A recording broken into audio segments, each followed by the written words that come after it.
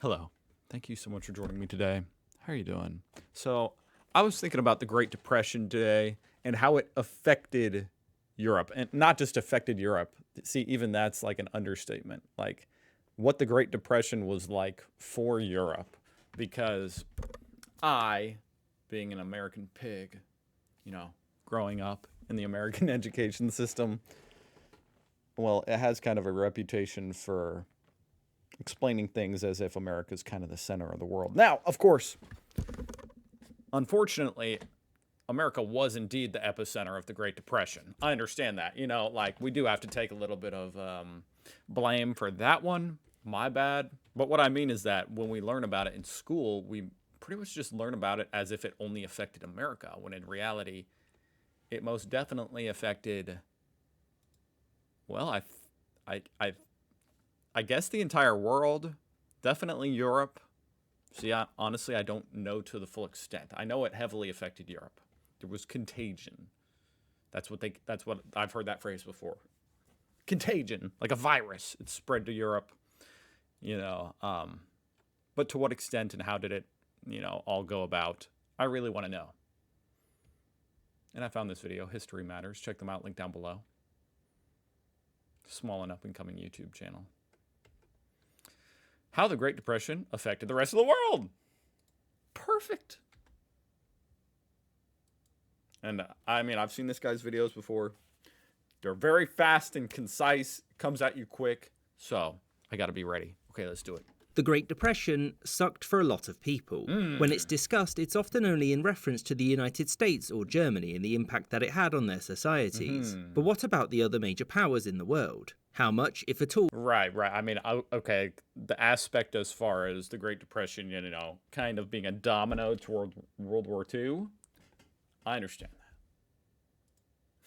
Powers in the world. How much, if at all, did the Great Depression affect them, and how did their leaders try to deal with it? So, as you'll probably know, the Great Depression began in the late 1920s. This led to businesses collapsing, people losing their jobs, those people then had less money to spend, meaning other businesses couldn't sell stuff, meaning theirs went bust, and so forth. This led to a downward spiral that saw international trade collapse. So how did it affect the great powers? Polar opposite to the United States was the Union of Soviet Socialist Republics, one of the two communist countries in the world at this point. And given that they were under international sanction and barred from most cross-border trade, the Great Depression had very little effect on it. In fact, being able to point to declining capitalist economies was a massive propaganda boon, especially when combined with the 100,000 US citizens that went to the Soviet Union for a better life. What?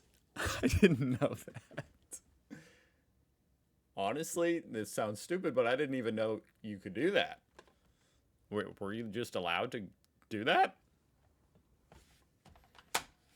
Damn. Okay. Shit. I didn't know that happened. That's not a small amount of people. Okay. All right. Moving on. It's crazy also to think this was only, 100 years ago. Less than 100 years ago. The world kind of seems like it's falling apart right now, and it probably is. But you look back on some history like this, and it's like, wow, at least we got through this hell. Now, it doesn't really, I don't know if this is really helpful, but I guess what I'm saying is maybe after we all go through this hell that it seems like we're going through and are probably not even at the bottom of, we'll come out of it okay in 100 years. In time. Or someone will.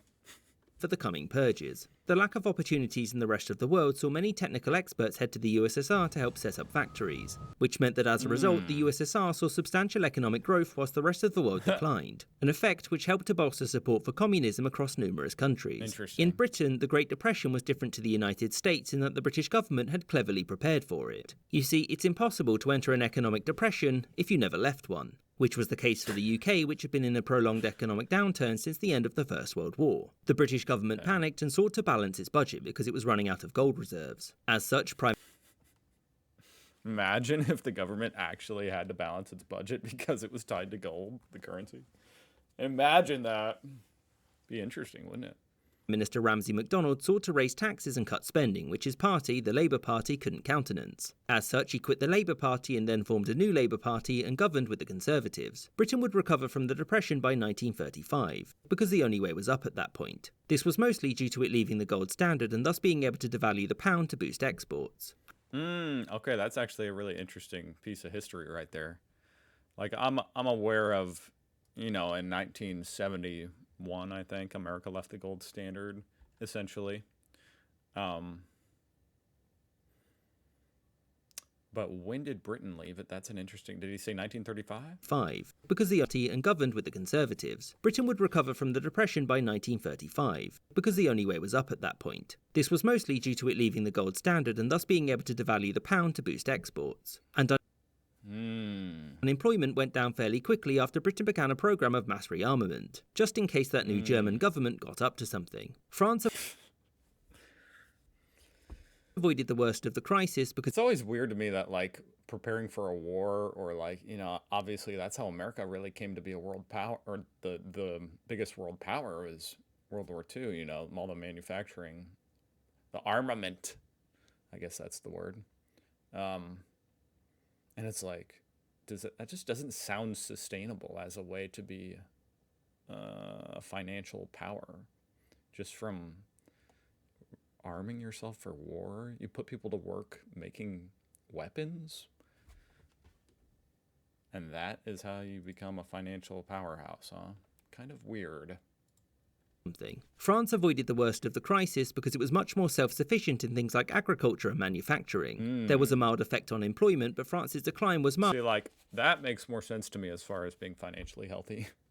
Compared to Italy's, America's or Germany's. It did, however, take a long time for France to recover from this decline relative to other nations because it fiercely held on to the gold standard. Many in France hated the idea of devaluing the franc, and so it wasn't until 1936 that they actually came off the gold standard and devalued their currency to boost exports. Italy was similar in that it also fiercely stuck to the gold standard, but the government there also saw the Great Depression as an opportunity. When important businesses collapsed, the government stepped in, and given that it ran a surplus, it was able to use excess money to continue paying wages and producing goods. Italy's economy was the second in Europe to recover after Britain's, and the crisis gave Italy's government near complete control over its economy, which it would soon turn to war. Outside of Europe, Japan was the first major economy to recover from the Great Depression. This was because its government opted to immediately devalue its currency and spend a bunch of it on keeping businesses open. This led to Japan's economy growing quite rapidly, whilst the European powers were still stagnant, meaning that the Japanese economy was much better prepared for foreign adventures. The major powers had mostly recovered by the beginning of the Second World War, but it wasn't until the mid-1950s that all of them had beaten their pre-depression metrics.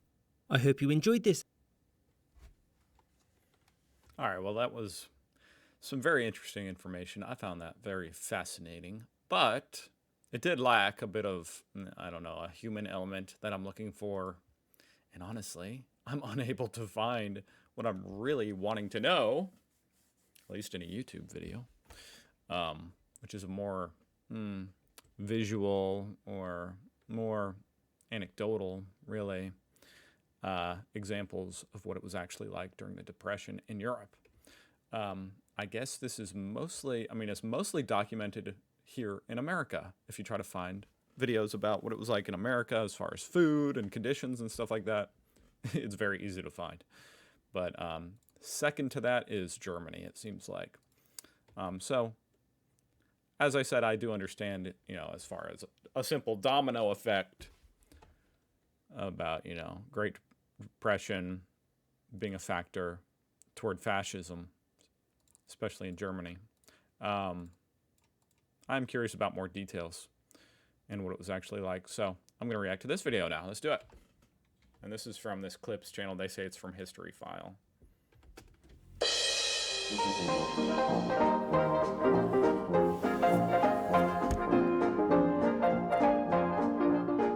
Germany in the late 1920s. Music, theatre, cinema, cabaret. Enormous energy eaten up seeking serious pleasure. These were the years Fritz spent at sea. Not that the good times were for working class lads like him. Meanwhile, Hitler saw the nightclubs, and found them shameful. He'd begun to see himself as some hero of old, his mission to slay the monster of democracy. Our public life today encourages this wallowing in pleasure. We must clean away this filth, this plague, and we must clean it away ruthlessly and without wavering. Hitler's problem was simply persuading Germans they needed some knight in shining armor.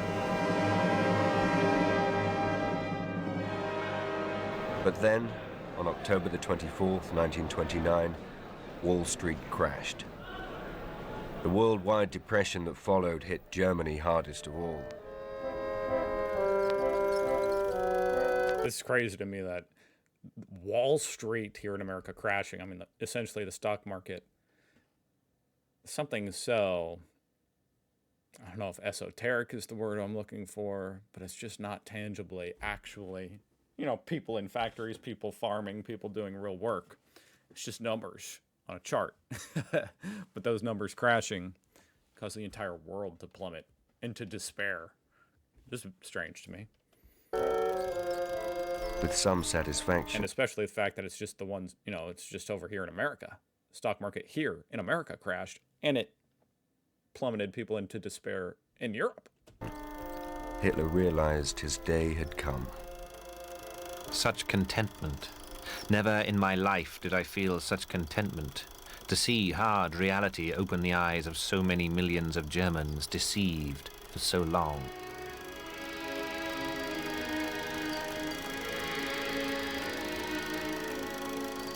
In 3 years, German production halved. Thousands of small businesses collapsed. Unemployment rose to 6.5 million.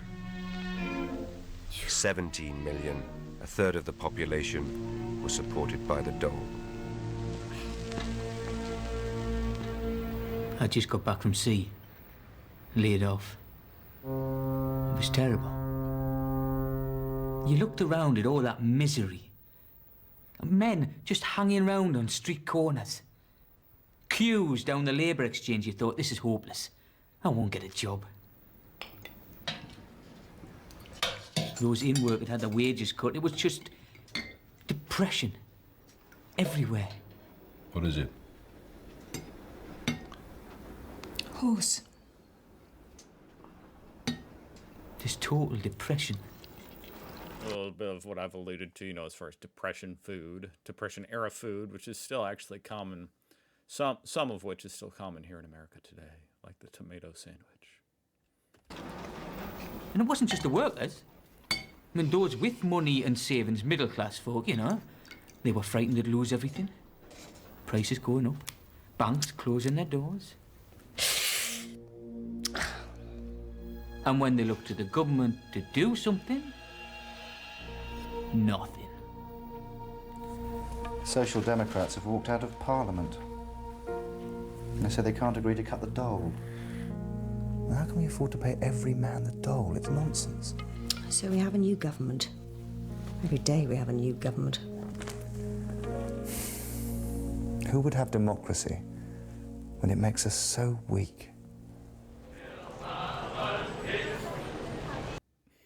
Interesting little synopsis there of kind of the thought. Okay. In the face of depression, I mean, democracy is interesting in that it's not particularly efficient. and with democracy on the point of collapse, the German people looked for new solutions. It's just what's most ethical. In working-class areas where the poverty was worst, the communists attracted 6 million new members. They called on workers to rise and take over factories, banks, and businesses. It had happened in Russia in 1917. The Russian middle classes, factory owners, bankers, landowners, had been wiped out or forced to flee abroad. The years since prison had changed Adolf Hitler. No longer the shuffling figure of the early newsreels. Now he was uniformed, impressive. Policy had changed too. no longer to seize power, but to win votes legally. They'd play their part in the democratic process and then destroy it from the inside.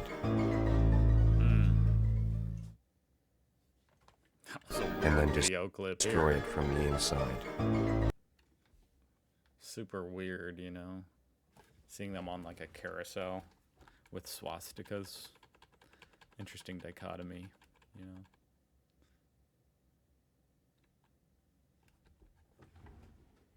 Well, that was also very interesting. Yeah, wow. Those videos had very different tones, huh? Okay. That did give me a little bit more of, you know, that human element of what it was actually like. Horrible. Anyway, hopefully that was interesting to somebody. I thought that was very fascinating. I'll see you guys tomorrow.